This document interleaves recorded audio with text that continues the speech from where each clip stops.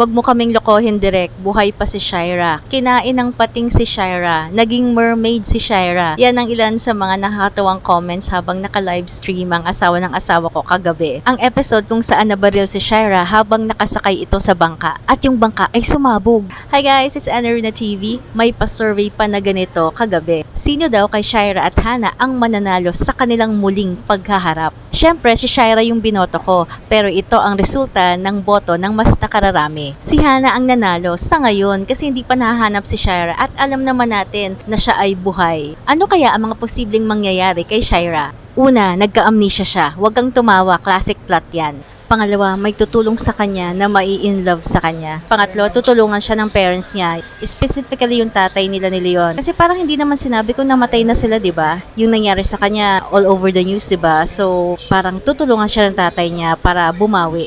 Pero guys, may kalalabas lang na trailer ng asawa ko na mental si Shaira at mayroong tutulong sa kanya. Tingin ko doktor ito, mukhang mabibiktima siya ni Shaira. Mabibiktima siya in a sense na mai-in love itong doktor o itong taong ito kay Shaira. Kayo guys, ano sa tingin nyo?